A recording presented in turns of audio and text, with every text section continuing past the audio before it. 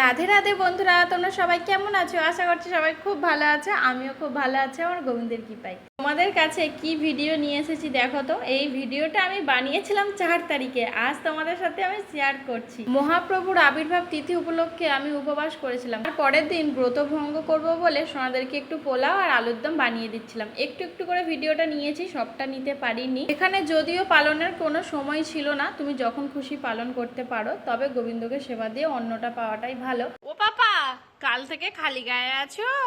কাল থেকে খালি গায়ে আছো? জানো তো বন্ধুরা, এখানে এখন কি গরম পড়েছে। আমার পাপাটা কোথ থাকবে, দুদিন পরে চন্দন মাখিয়ে রাখতে হবে গো।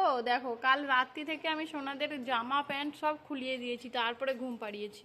মানে এত গরম, মানে টিকা দায় হয়ে যাচ্ছে, কি বলবো, যেন ভালো লাগছে না আমার বাপটা গো। আমার মুখখানাটা দেখো না, আমার রাজপুত্র একদম। তিনটে রাজপুত্র ঘরে বসে আছে, চুপটি করে বসে আছে। চলে আসো, স্নান সেরে নাও, চলে আসো। আমি রান্নাটা সেরে সোনাদেরকে সেদিন স্নান করিয়েছিলাম। সকাল সকাল আর স্নান করাইনি, মানে সকালেই করিয়েছি, কিন্তু যে ভোর ভোর করায় সেই সময়টায় স্নান করিয়েছিলাম না। দেখো, এইদিকে আমি রন্ধন করে সেবাও দিয়ে দিয়েছি। আর আমার বাড়িতে শসাও একটু ছিল না, যে সোনাদের দেবো জানো। আর এখানে শসাটা আসেও না, অনেকটা দূরে যেতে হয়। এখানে এসে যেন আমি হাত কিছু পাচ্ছি না ভালোভাবে, জানো আমার কি বিরক্ত লাগছে। আর কি করব, কিছু করার নেই। সোনাদেরকে দুপুরে বলছিলাম কি গরম কি গরম, ভাই সোনার বাবা একটা কুলার নিয়ে এসেছে। দেখো যা গরম পড়েছে গো, তোমাদের কি বলবো, একে ছাড়া এখন থাকাই যাচ্ছে না, প্রচুর গরম। মানে সারাক্ষণ ঘাম ঝরছে। এই সময় যদি ফাল্গুন মাসে যদি এইরকম হয়, বৈশাখ চৈত্র মাসে কি করব কিছু ভেবে পাচ্ছি না। জ্যৈষ্ঠ মাসে তো মানে টিকা বড় দায় হয়ে যাবে এই গুজরাটে।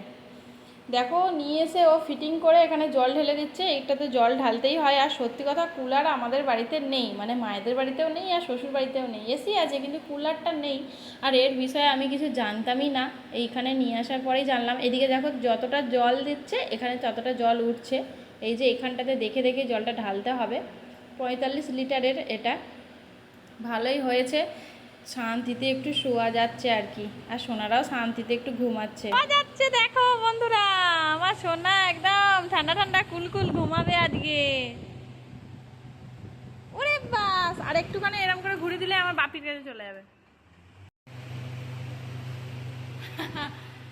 হাওয়া দিচ্ছে, একদম ফুরফুরে হাওয়া, যেন মনে হচ্ছে বাইকে বসে আছি। কি করবো, বর কোথাও ঘুরতে নিয়ে যায়নি, বাড়িতে এখন বাইকের মতো ফিলিংস নিতে হচ্ছে। মুখ চোখ শুকিয়ে গেছে, আমি কাল থেকে ভালো করে খাচ্ছিই না। কালকে উপবাস, আজকে সকাল থেকে একবার খালি অন্ন পেয়েছি।